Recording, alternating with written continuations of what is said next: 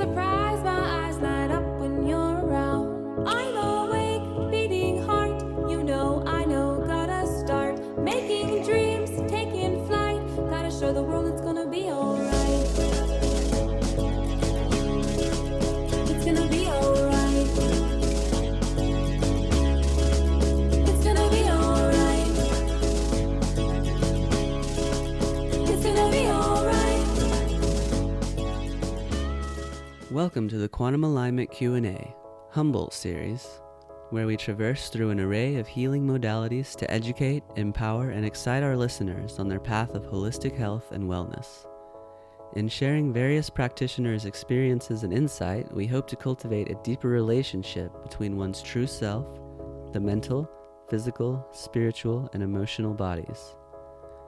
Join naturopath, transpersonal psychologist, and cannabis therapy consultant, Dr. Pepper Hernandez, in the Humboldt Quantum Alignment series. And now, here is your host, Dr. Pepper Hernandez.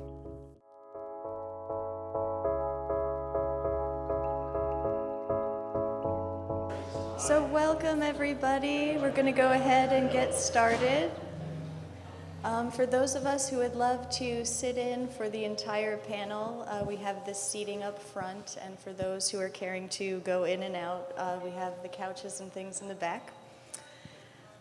So welcome to our Humboldt Joint Discussion Panel. This is an event that was conceptualized by Dr. Pepper Hernandez to unite medical and recreational cannabis users, farmers, business owners, and product developers, allowing us to openly discuss important topics in the cannabis industry and how they relate directly to our community. Many of us don't need an introduction, but for those who do, Dr. Pepper Hernandez is a holistic health practitioner, life food nutritionalist, cannabis therapy consultant, cannabis content writer for several publications, including the Emerald Magazine. She is CEO of Natural Medicine on the Plaza, which is located in the Jacoby Storehouse. And she is the founder and educational director for the Cannabis Holistic Institute.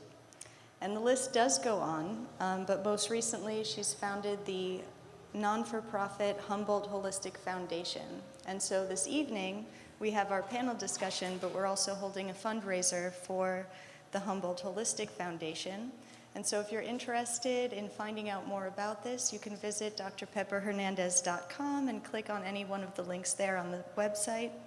And you can also visit me at the table in the back. And we also have a silent auction going on. So if you'd love to check out all of the goodies that local establishments have contributed, that's on the table there in the back as well. And so without further ado, Dr. Pepper Hernandez.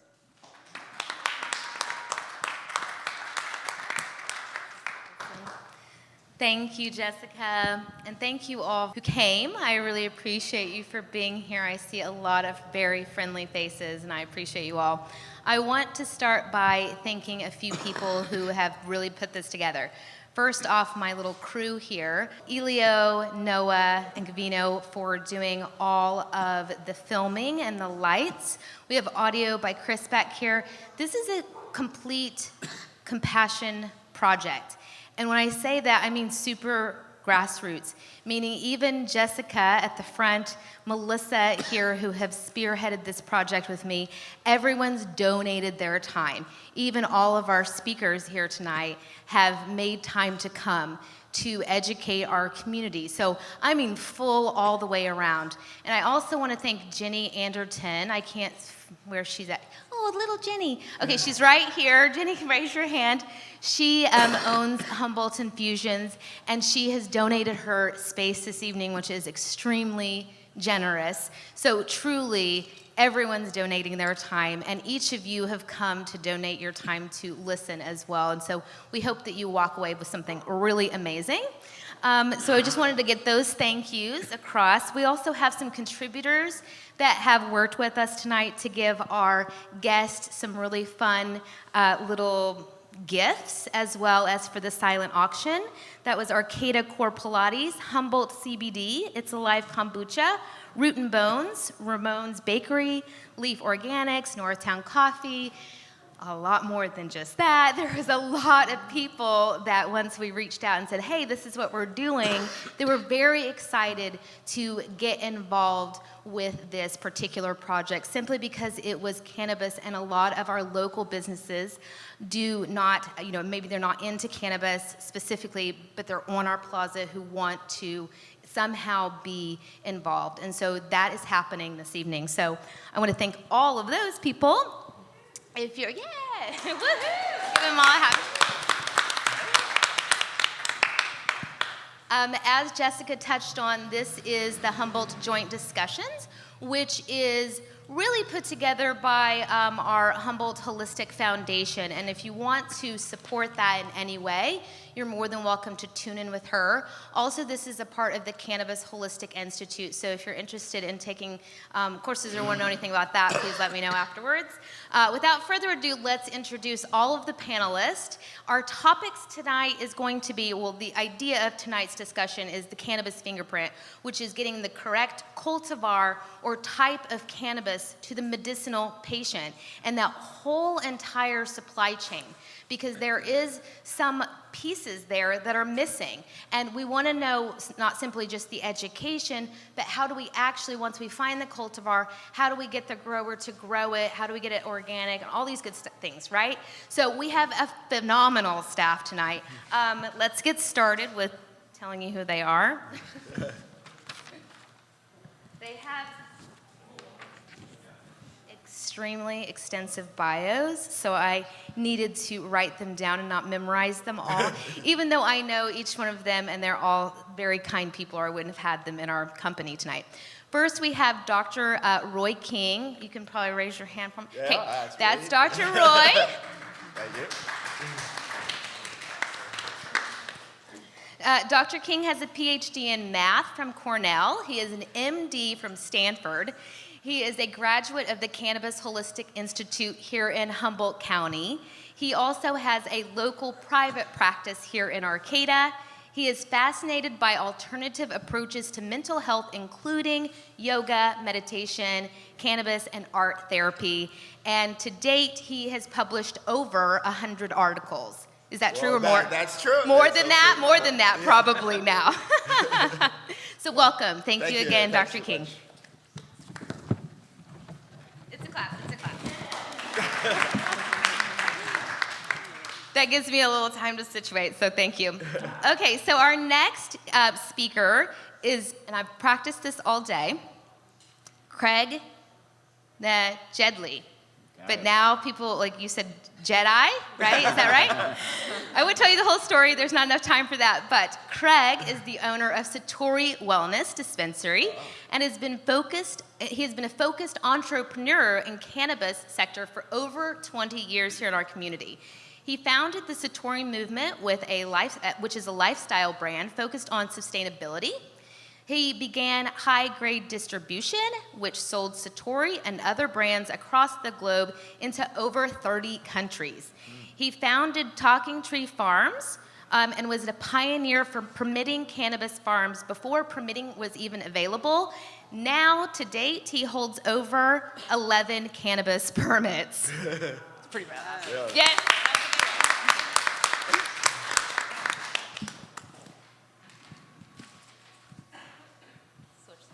Again. Gretchen Peil is she's a registered nurse who is enrolled in the Cannabis Holistic Institute. If you don't know her, she is a very kind soul. I absolutely love and adore her. She is an executive assistant to the CEO and head of Consumer Goods Department at Arcata X, which is a state-licensed cannabis manufacturing facility. As a cannabis patient advocate, she seeks to help others share holistic healthcare solutions. Please clap for Gretchen. Oh, shoot, did I not have you? Now we have Daniel. Daniel is the co-founder and CEO of Hendrix Farms. Did you raise your hand so they knew who you are? We are going down the line, so.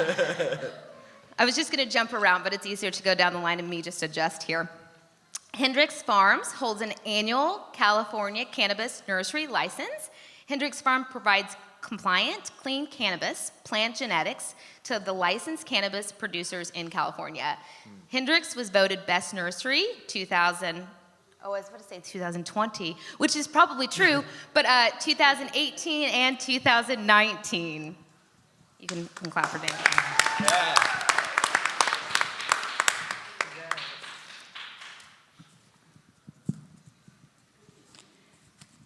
And now we have Brooke. Can I move this side? I'm going to go right here so they can still see me, but they can see you. This is Brooke here. Brooke has a wealth of knowledge in sustainable farming practices. She has apprenticed a variety of farmers, various amount of farmers and ranchers around the U.S. and in Europe. She is a part of the Mellow Marsh Medicinal team and started cultivating cannabis, managing various aspects of California-based mutual benefit company. She was named one of the best Budtenders here in Humboldt for 2019. Currently, Brooke is a floor manager at a local dispensary and a brand ambassador for the Legion of Bloom. That's Brooke.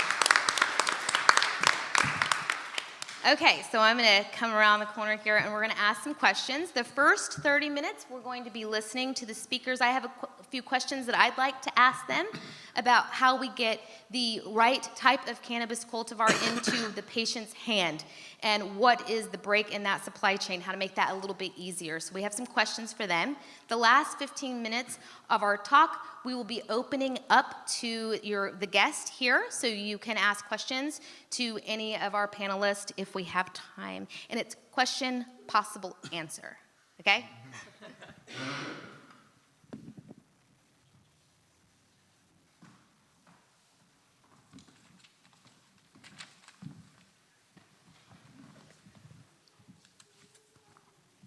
Did everybody practice that?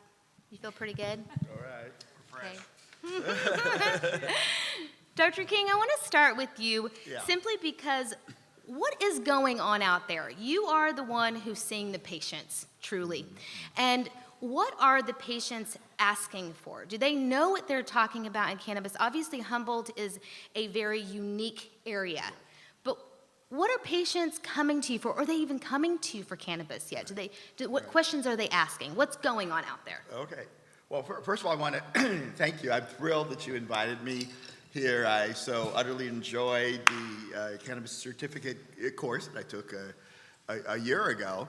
I was wondering if this is like an auxiliary impeachment hearing or something like it was set up, but I'm not sure. But in terms of your question, which I think is a really important, significant one, is that there is a dearth of knowledge among clients, among patients who come to me about cannabis. A lot of folks, I'm a psychiatrist, and a lot of the issues I work with are people who are suffering from trauma or anxiety disorders or, kind of a refractive depression, can't get out of bed, they're feeling, really horrible. And most of the patients, most of the clients have been on kind of big pharma medications, which, may help 60, 70, 80% of the people, but a lot of people don't necessarily respond to that. In addition, a lot of the medicines, don't work after a year or two. They become less, efficacious. They become less effective over time. So I'm really into, educating people about alternative ways of working with anxiety and depression. And in terms of cannabis, the first thing I really will talk about, probably because it's easier for me to discuss that, as a physician, would be CBD, for anxiety. And a lot of people say, well, CBD, isn't that illegal or something? Nationally, and I just explain at least the shifting legal state of consuming CBD or recommending CBD.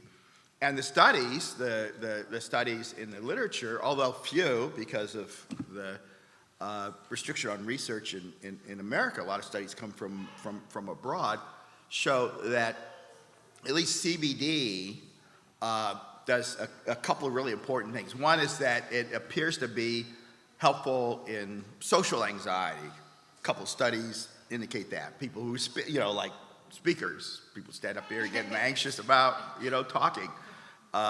One study shows that CBD really helps, reduce that fear, that freezing sense. The other thing, which is really important, is that high-dose THC, and I'll talk about that in a bit. High-dose THC does impart in vulnerable people a risk for sativa thoughts, psychosis, a lot of things that people don't want. I mean, particularly who are anxious, they'll get panicky and everything. So a mixture of CBD and THC, strains, cultivars that, have both, can be very helpful. So I talk a lot about CBD and then maybe mixtures that are, it make people less anxious.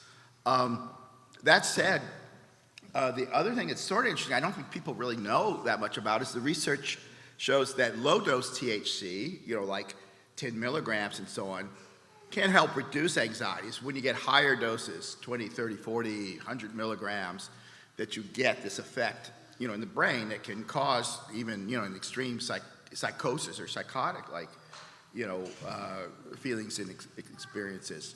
So I basically do education for people in anxiety. Also, as a physician, a lot of people have chronic pain, they're on opiates. As of a year or two ago, almost no one can get opiates for chronic pain, because of this horrific death from fentanyl and other kinds of medications on the street. And so CBD and THC to some extent can be extremely effective in chronic pain. So a lot of people shift, particularly people of the who are older, who may not know so much about kind of the culture. Younger people, Gen X, millennials know about. A lot of people need to be educated on the herb, and the diversity of effects, and how not all cannabis is the same. So I do a lot of that, and I think Humboldt's a wonderful place to create such a phenomenon. I'm totally into creating community, and I think we are so unique here, and we're far in advance of other places in terms of this medical subject. So yeah, I would say that's kind of how I see it. Okay, so may I ask you a question about specifics? What is your patient load asking you? Do they know what strain to look for? Are they even there yet? Right. Do they know percentage? Do they know cultivar? Like, do they know what does what? I mean, what cannabinoids to look for? Right. No. Terpenes to look for. They just have no clue. They don't know. A lot of them never heard about terpenes and the entourage effect, which is. So they're not there yet. They're not there yet. Okay, good. And so any of you want to comment on that? I know that Gretchen, you're a nurse, and I don't know if that you're working consulting with people, but what are you seeing happening in Humboldt? Do people, the average person, the average bear, because we're all in our little niche, and we see who we see, but what are you seeing? I think even here in our little niche, we're all kind of on the forefront of learning about this together, and I think that the education isn't quite there yet. And as a nurse, patient advocate, and growing into this role of being a cannabis consultant to be studying the Cannabis Holistic Institute, education is paramount, and the terpenes are incredible. The same two different strains could have similar cannabinoid profiles, but depending on the terpene profile, one strain could make you want to go out and talk to everybody, and the other could make you want to take a nap, even with the same cannabinoid profile. So I'm finding, I don't yet converse with many, and I don't have an assessment of where the education level is, but where it's going, I really would like to lean into education, education. And I wanted to offer myself, as part of my studies at the Cannabis Holistic Institute, for whomever's watching, whoever's here, please reach out to me on Facebook, Gretchen Peil on Facebook, if you have any questions. I would love to shoot. learn the answers. Be careful. To the questions, and if I can't find them, or if it's not legal for me to answer it within my scope, Oh no, I then just I'll meant you may get communicate. a lot because we're on Facebook Live right now. Yeah. This is going out to probably 100,000 people. So yeah. I'm here, ready. So thank you for offering that. That's so kind. Brooke, Brebrick, which I don't know if I said your last name earlier. I'm so sorry about that. It's Brooke Brebrick. She's the budtender that we're going to be talking to tonight. So you're basically like the budtender for Humboldt County. That's going to give us the idea. What are you seeing at the dispensary? Who is coming in? What do they know? Are they looking for medicinal cannabis? Are they looking for recreational cannabis? I mean, where are we at now? Yeah, so we have seen quite a increase in people that are becoming educated in this field. I would say that it is still predominantly in maybe 10% or under range with people who are coming into the shop and communicating with us. And it seems that the majority of their knowledge is actually kind of niche centered. So they might be informed on cartridges, for example, but they aren't really sure about the actual processes of what goes into cultivating, harvesting, and packaging and actually getting that cannabis to the shelf. I don't believe that they fully have a comprehension of all of the beneficial compounds that are within the cannabis plant. I think that typically, since hemp legalization has come through, the main focus has been CBD predominantly. There is, over 100 beneficial cannabinoids within the cannabis plant, and stressing that full spectrum is actually what's more medicinally better for you is a concept that we're still widely trying to get across every day. Just touching back to, are we seeing doctors actually recommending cannabis as a medicine to patients? We actually are seeing patients coming in, but it seems to be that doctors are focusing more on severe cases, epilepsy and cancer in particular. But I do think cannabis can be widely used for other medicinal issues that patients are facing as well. Oh, 100%. Yeah. So are you seeing here in our community physicians actually sending their patient in with specifics, though? Not just like, hey, go to the dispensary, pick something up. Yeah. Like, are you seeing them say, I need this particular strain with this particular dosage, like I need to make sure it's a topical? Like, are we dialing it in like that yet? So I think that doctors are beginning to dial in, at least telling people that you need to be looking for CBD predominantly if they are facing, seizures, for example. But as far as what medicine to use, like a tincture, a salve, a flower, for the most part, they aren't really informed on what they should be going for. So where do you think that that's falling? Like, whose lap does that fall in? Yours? Yeah, it definitely falls into our lap as budtenders. I think being educated and trying to keep growing and gaining certs in the topic is one of the best things we can do. And I think that sharing those resources with each other is one of the most beneficial things that we can do to broaden our knowledge and be a resource for the patients that come in. 100%.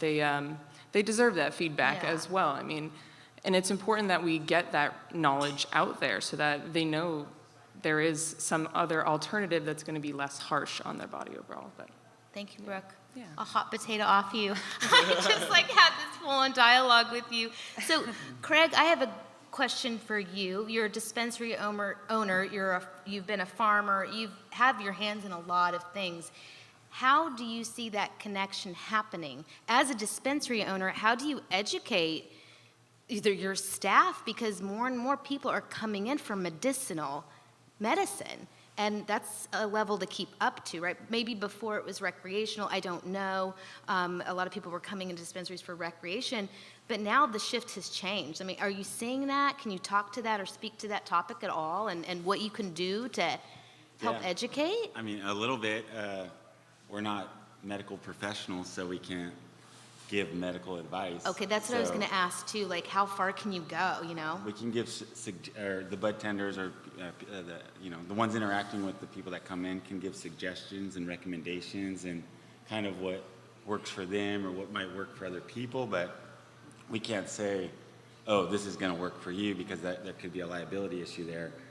But all in all, it all revolves back to that there's just so little research done in all the amazing facades that cannabis has to offer. So we're just, I mean, I'm not the doctor, but we're just touching the surface on what the terpene and the cannabinoid content and the entourage effect between the terpenes in the cannabinoid content and where that goes and where that lies. It's like no one has the answers to that yet, in my opinion. I think all research is just scratching the surface. There's very limited federal research and put into that. And so I think it's really interesting and great times because we're having to research it and figure that out on our own. But again, we can't give medical advice. We can give suggestions and recommendations. Yeah.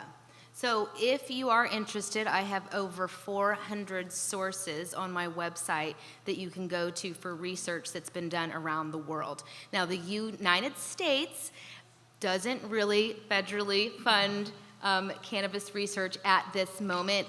They do, but the weed is, I mean, just straight up, it's swag weed. It is not Humboldt grown, organic, yummy weed. It's just not. So the studies that are being done with that particular cannabis, in my opinion, is nothing like what can actually, the studies that actually can be done if they did a study here.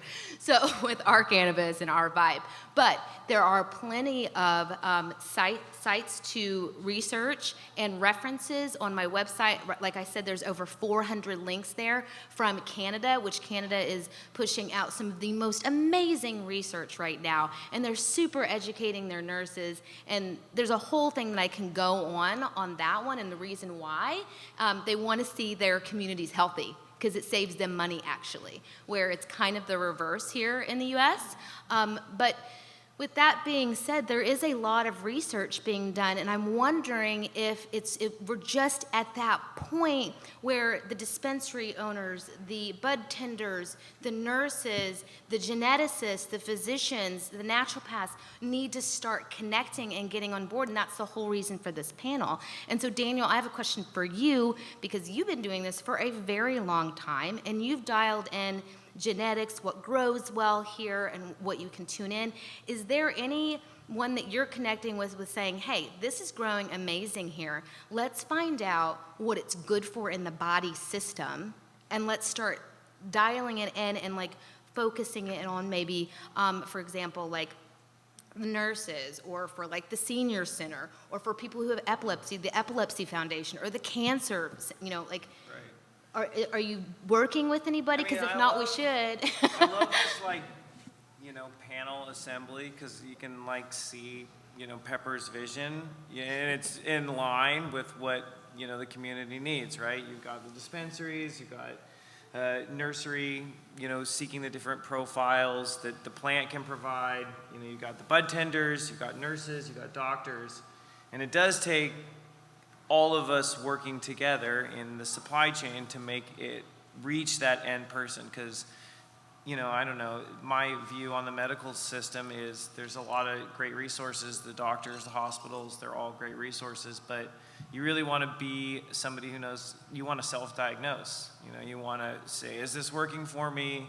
What am I really feeling? What do I need to improve that's going to make me feel healthy and happy?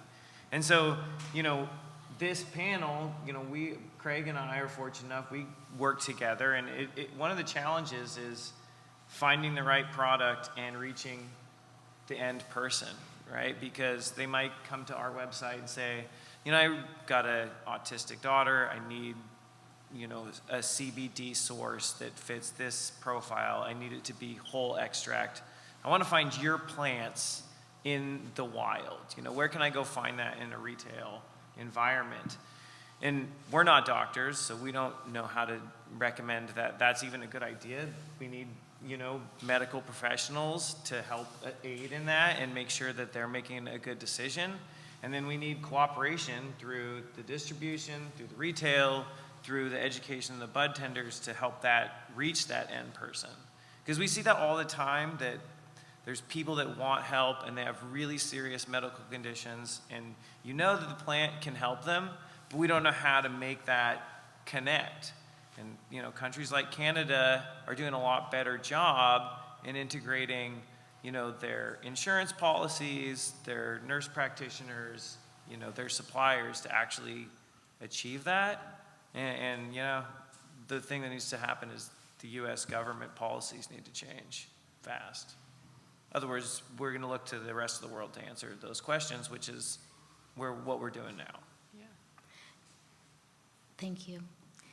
I have an idea, and any of you can answer, but I'm wondering how we get the whole supply chain to start working. Of course, it means the physicians, we need to be more educated. The budtenders need to have more education, not just on the products that are in the space, but also just the bigger picture, which means that there needs to be some kind of liability that the dispensary owners can allow the budtenders to give a little bit of information. That's why I created the Holistic Institute, was to have that bridge between physician and budtender. But now there's another bridge that I'm not going to be able to make that connect with. So I'm hoping that maybe Daniel and Craig can kind of give me a little guidance or kind of see what that looks like. What is the reality of us figuring out what we need in our community and actually getting our farmers to grow that? Is that a reality? Because I know that this community has been based on consuming or producing cannabis that works for what can be grown here, correct? So how is that going to work? Is that a clear question? Like, how do we get how far away are we from doing something like that to make Humboldt medicinal? Yeah, well, if I understand the question correctly, I would say it's a two-part answer. A is research provided by, governments, typically in big companies or nonprofits provide funding for research. And then on the micro level of our community, the farmers, everybody involved in the chain of events in the cannabis industry, the biggest hurdle is taxation. And it's not from the local so much as the state taxation, once you have to deal with cultivation tax, excise tax, payroll tax, every tax that we get for even workers' comp, and it's just an extreme burden, so there's not any room to maybe even make a profit, but beyond profit, some companies have an R&D, and if you can't barely make a profit and keep everybody employed and do what you're doing, you can't dedicate any funds to R&D. And so with overtaxation, it cuts out that avenue for R&D within companies, which is research and development, and being able to use some of your profits to research and develop products in a way of doing the business that could help more people medicinally. So I would say those are the two biggest challenges. Thank you. Thank you for that. Anyone else want to add to that at all? I think that we want to try and preserve as much of the original medical cannabis, laws that we originally proposed, like in Proposition 215, the right of to heal is a really important component of it, and that we don't want the new legalization to kind of focus only on the recreational. And we don't want that to overpower the importance of the medical. So I think that, making sure that people understand that those rights still exist and that nothing in the new industry, made that obsolete.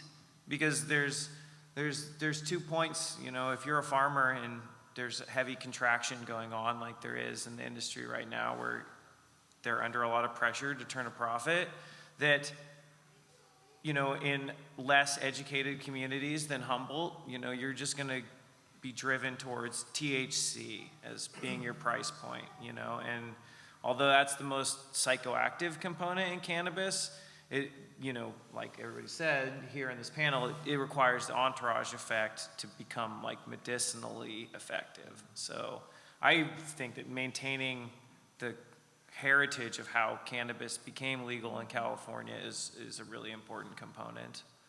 And I think that it also, the second thing is it comes from the community, to demand that you want a higher quality interaction, at your retail level, that you need to go and find a doctor who's willing to help you understand that and work through the budtenders to achieve that, an actual healing. Because I know you can talk about anxiety.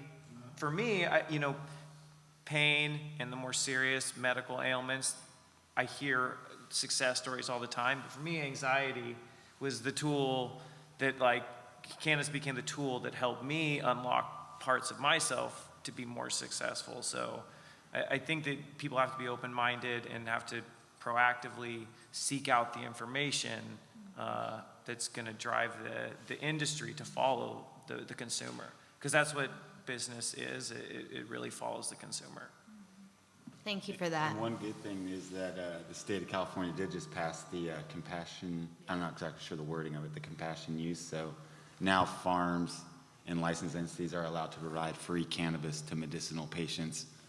So that's a new development. Huge. Yeah. That is really That's a huge development. Yeah, that happened in the last 30 days. Oh, thank you. Yeah, that's huge. So what does that mean for our local community? Can you explain that? Well, it means if there's a medicinally inclined or individual that needs product for medicinal uses, that we're allowed to provide that for free. Yeah. At this point. If they're matched up with the correct farmer.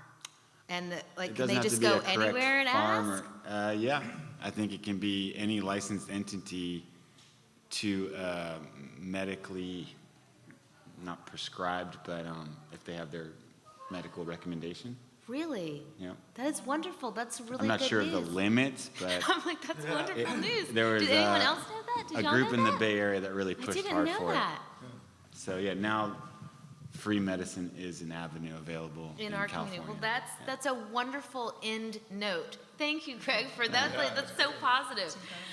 So does anyone want to add anything before we open it up for the floor for just a few questions? Well, I just want to kind of reiterate what has been said on the panel, is that I think economic factors have driven the ideal flower to have high THC, but that's not ideal for medicinal purposes.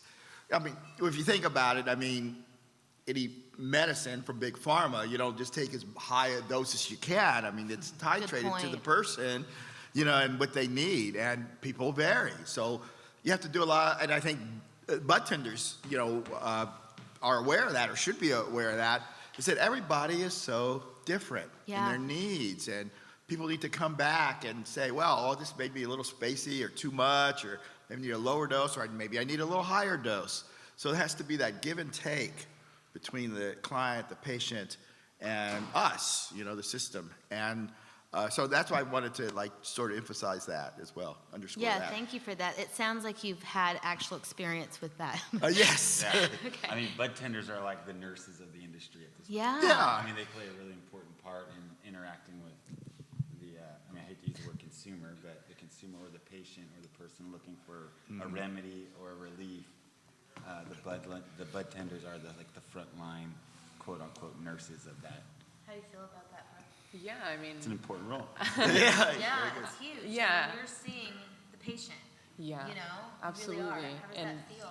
it feels intense sometimes. You get people that are coming in there desperate for help, and you have to be the one to break it to them that your journey with cannabis might be long until you find something that's going to actually work for you, because of that divide right now between education, cultivators, and the retail space as well.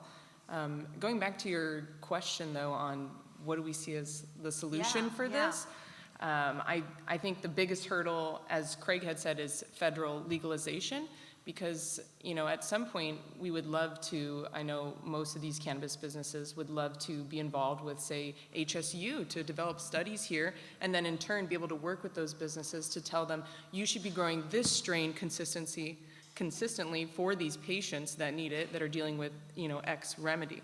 But until we get it federally legalized, I think there is a hurdle there because of the funding that they receive from the government as well. But How can we figure that out as a community and do that? That's like my piece. yeah, That's my I mean, we piece have that it I all wanna here. do. We have the doctors, we have the researchers, we have the cultivation. So it's So just let's just do it. getting over somehow. those walls. Yeah. And I think by having more conversations with people like you together, we can figure it out, or at least help our community or the people that come to us. Yeah. And then that can ripple out from there. So those people like yourself, who I don't know what your laws are and how much you can say and how much you can't say, you can send them to someone who, we own our practice, we can say whatever the hell we want, right? And help people through, especially if it's our community, if it's our family.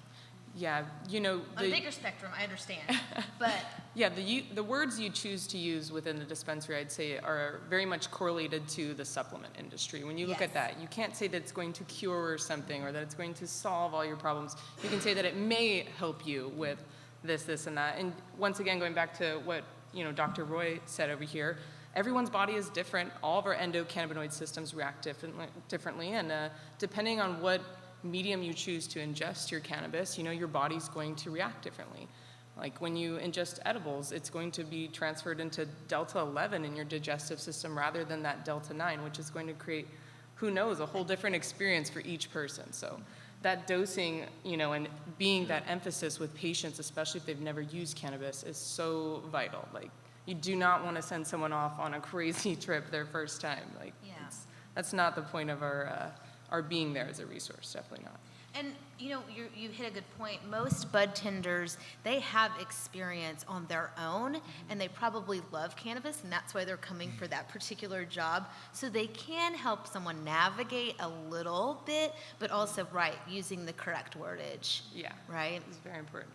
Yeah, and one thing that we didn't touch on, that I would like to touch on briefly, and then we can go right to questions. I know I said that a moment ago, but how important is the products that we are giving to our clients or our patients or referring out, or, you know, the plants to the farmers, how important is really getting quality organic products from seed to source, like from the seed to the mouth? Like, that's so important in our community. I'm not certain if a lot of patients get that just yet.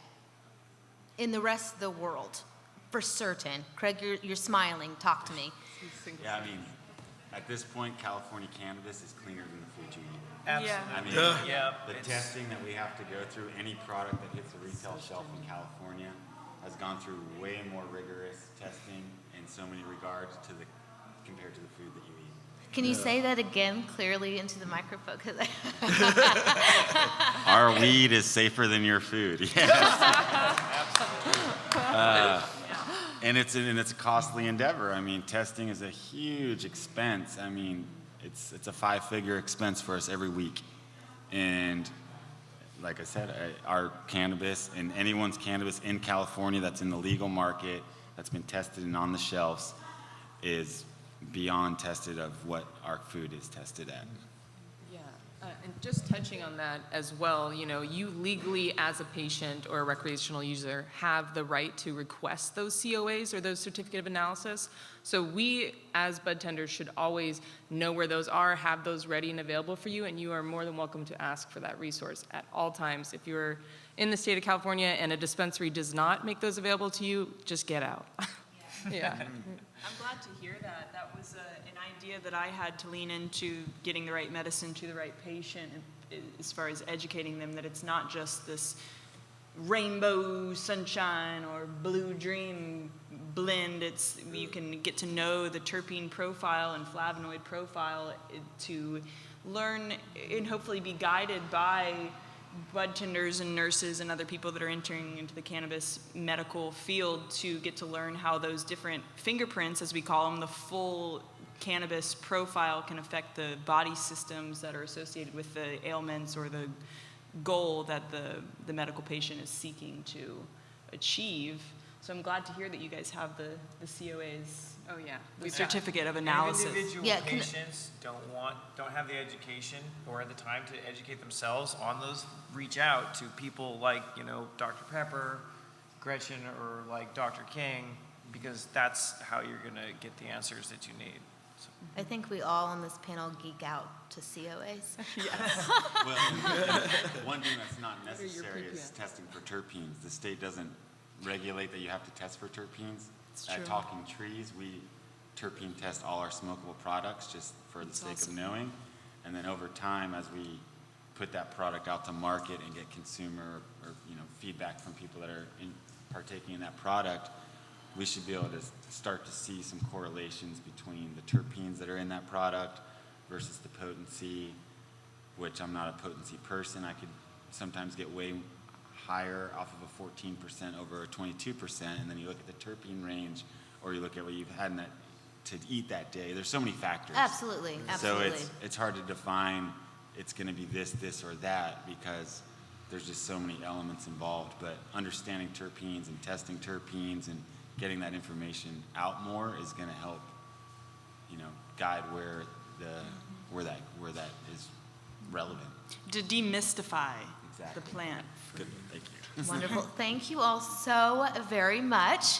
We're going to open it up to see if there's any questions for our panelists. Make them nice. It's question and possible answer. Don't be shy. If not, I'll keep asking. Yes, please come up.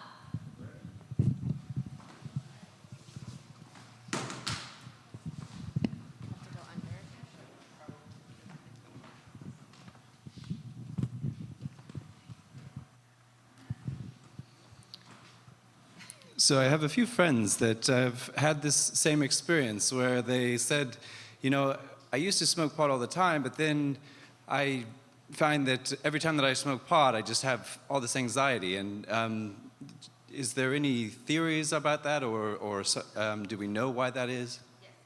Yeah, well, I can answer that in part. We know that from clinical studies that the anxiety is affected by THC and it's dose dependent, so that ingesting more THC or smoking more THC can precipitate an anxiety attack, a panic attack. It could be that the percentage of THC has been rising in the last few years, and so that people who are used to a slightly lower amount of THC are getting more, and then have that kind of resulting anxiety attack. So I think it's been a shift in the percentage of THC in flower. And that said, low dose THC from good studies can reduce anxiety. So it's like what we call a U-shaped curve. You get a certain amount, and to help with anxiety, it peaks at maybe a certain amount, and it varies with the person. That's really important. It varies with your genetics, with your environmental experience, and so on. And then if you go over that, the positive effects reduce, and you start getting anxiety or paranoia or feeling overly spacey. So I think that might be, partial answer to your question. Anyone else? Yeah, just, speaking on that further, I would say that if you, at least from some studies that I have seen as well, that they say if you ingest CBD as well when you're feeling these paranoid or anxious feelings, it can actually help mitigate that for you as well. So it's a good, if you are going to puff on like a strong joint, it's always good to have maybe your CBD high tincture close by just in case as that recovery. Yeah. I have one other thing to add to it. As cliche as it might sound, breathing is foundational and paramount and huge. If you take cannabis, you're going to amplify your experience of life, and that could be the full spectrum of life. And when you're breathing shallow, you're actually not activating your phrenic nerve, which runs right through the front of your chest, and that causes signals to your brain that you're not okay, you're not feeling that good. And so deep belly breathing might do wonders for you. One more thing too. Yes. Just store your cannabis in like a cool, dark place too, because things like sun and heat can change the chemical composition of like THC into CBN, and CBN will have more paranoia effects. So aged cannabis versus like fresh cannabis can have a difference as well. Thank you for all those. I'd like to add, look at your terpenes. Look at them, because those are very important. Okay, so next. Hi, how are you? I like your hat. Thanks. Yeah. Hey, I'm David. I'm in from Atlanta, Georgia.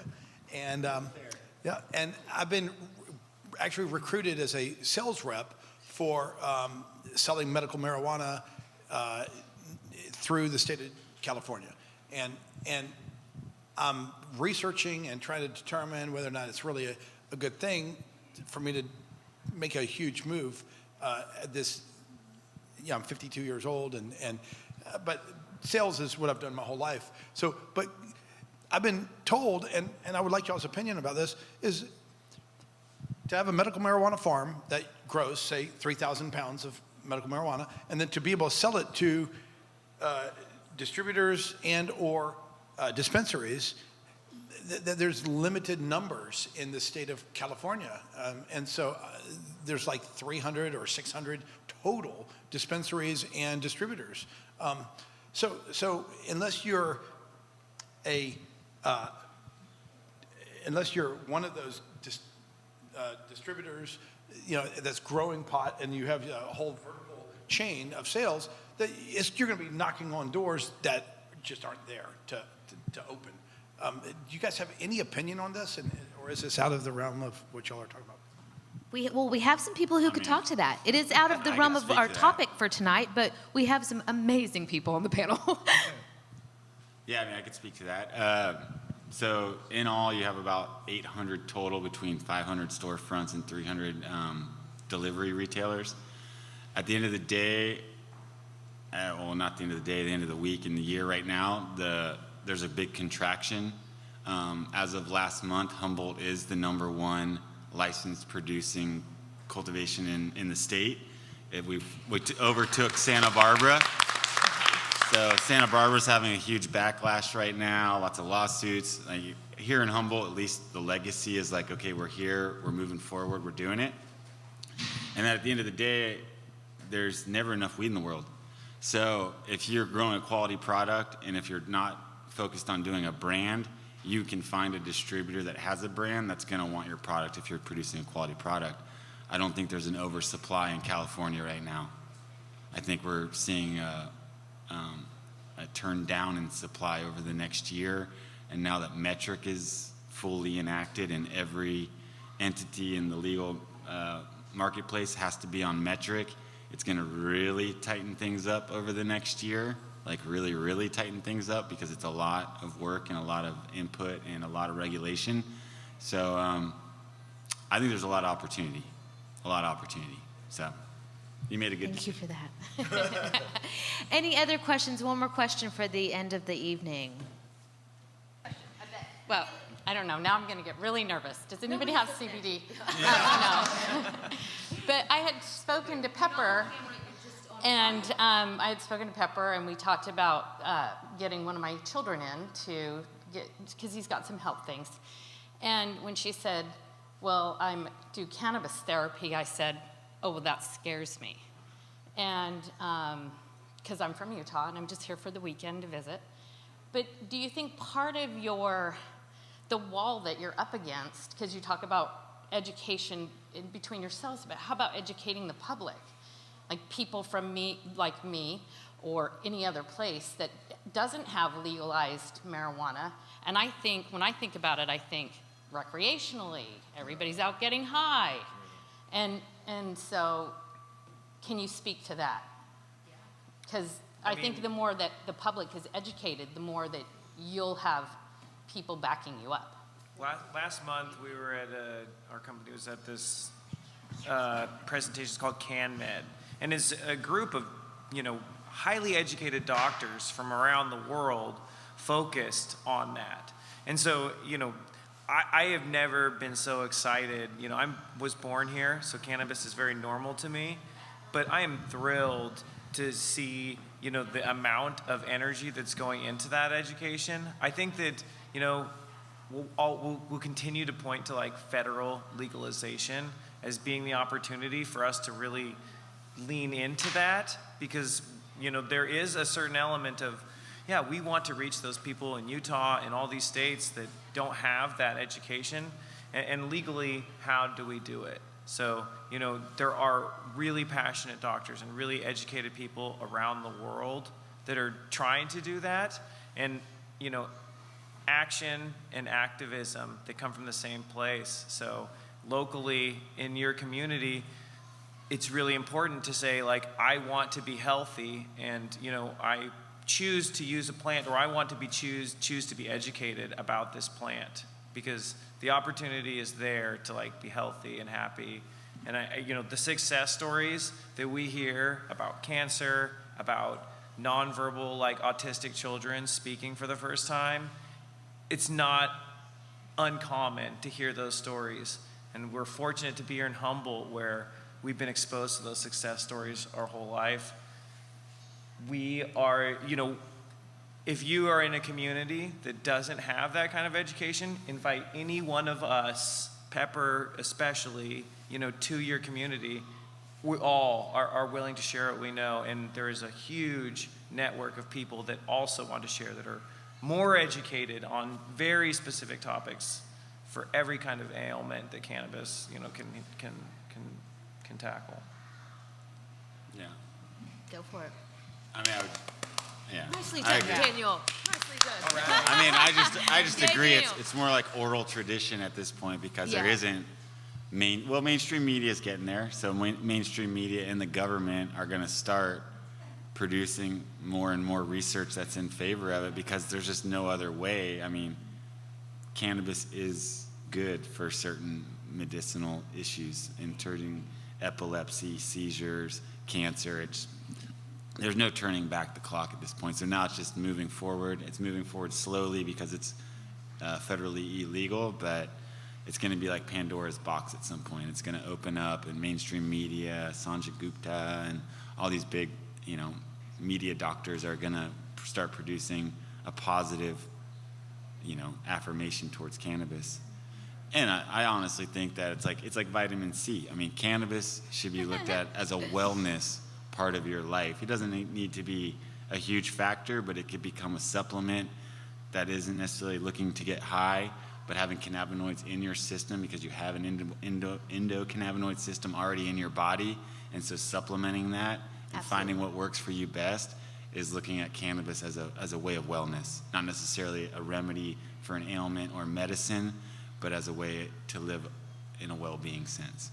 Absolutely. Absolutely. I fully agree with both of them. And I would like to say, for those people who are not lucky enough to live in Humboldt County, which we are super blessed, this is the reason why we're doing things like this. And we're broadcasting at Facebook Live. And we're audio recording for hundreds of thousands of people around the world, honestly. I mean, I'll give a little shout out to the Humboldt Holistic Foundation and the Cannabis Holistic Institute. I mean, we're pulling together and doing these talks for free for our community, but we're also recording all this to get it out there, to make it more of a norm. And like Craig said, cannabis needs to be like a supplementation. It's just normal. We have to normalize it. I mean, here I feel like we are normalizing it, but other places, as we start to see, which every single month a new state is legalized, but the education piece, I get that you, being in Utah, may not have it. All you have to do is get online. Like right now, there are free videos. I know personally, I've done over 40 free videos on cannabis, different terpenes, cannabinoids, combinations. We set up a platform here in Humboldt County with the Cannabis Holistic Institute, giving people who, like you were saying, like, what did you say? Not like folk method, but like it dies in the hills if these people don't have a space to come and communicate and give their knowledge on cannabis. I mean, we're talking about people in our community who are third generation, fourth generation farmers. If we don't have a platform for them to come and speak, which is something I am very proud to say that we're doing and we're holding here, then that knowledge is just going to be by the wayside. And I truly believe in the farmers that have been growing. They know what's up with the plant. They really do. They have the research I'm personally looking for. So thank you for that question. Does anyone want to add? I just had to give that little rant because I think that I am personally pushing it. That's why we had this going on tonight. I volunteered to answer 100,000 people's questions. I know. There you go. We got Gretchen. So I want to thank you all so much for coming out tonight. I want to give my gratitude for our speakers, and if you are at all interested in tuning in, we're hoping to be doing these type of discussions. We'll have another one hopefully in April, so please tune in if you have any ideas of as far as helping out. Did we have one more question? You guys don't mind, just call it education. Do you guys mind? Sure. Okay, one more question, and then I already said my goodbyes. So we'll do the one question. I'm sorry. No, gosh, no. That was kind of a shoddy ending. Hi. So there you go. Hi. So I'm just going to pull up some phone notes if you guys don't mind. My mother stood up and spoke about education, right? And it sounds like to me that Budtenders are the bridge between patients and doctor. It's one thing to educate the public. It's another to have the media behind what you stand for and to deregulate so we can provide more to patients, right? It's another to educate from my understanding. So my question to you is, do you think we should have more of an emphasis to educate the Budtenders, who are the bridge between the patients and the doctors? Correct me if I'm wrong, Pepper, but you currently have an institute that helps inform people. That's why I created it, yeah. Yes, ma'am. Yeah. That more on a national level. You know, it's a lack of, as somebody who reads this in the news and has smoked plenty of pot, tried CBD, THC, tincture, very familiar with the industry, and I believe it has incredible medical effects. But if I'm a Joe Blow walking into the dispensary talking with somebody who's not educated, the Budtender, right? Where does that leave me as the patient? Yeah. Thank you for your time. Thank you. I'll just touch on that real quick. As a brand with Talking Trees, it goes back to that research and development part of it. Yeah. Essentially, we're just trying to survive, but that is the main goal of our brand is to, we do demos that are consumer focused as well, but we're trying to do more videos and schedule bud tender training so that myself, our farmers, the people that are touching the plant and that have a little bit more experience with the products we produce and what goes into them can educate the bud tenders. And I think a lot of brands are doing that and realize that bud tender education is almost ahead of demo presentation, which is where a brand representative would represent to the consumers in a dispensary. So I totally agree with you. Bud tender education is extremely important, and it should be a focus of pretty much most brands in the industry, and I think it's becoming more prevalent as a necessity for every brand in the industry. Craig, you and I should talk after this, and we'll get all your bud tenders through the Cannabis Holistic Institute program. Sounds good. I really think that you touched on this, Brooke, but there is only a certain amount of things that you can tell them. Even if you are highly educated, really with that title, liability, you can't say this does this like a physician could or a consultant could. Is that true? Just to finish up with that question. Yeah, absolutely. It's true. And I think that, some of the resources, it is up to us bud tenders to be educated for, in the end, it does fall on us. So I think it is important that we are always constantly self-educating, and I am a huge proponent for that within our workspace.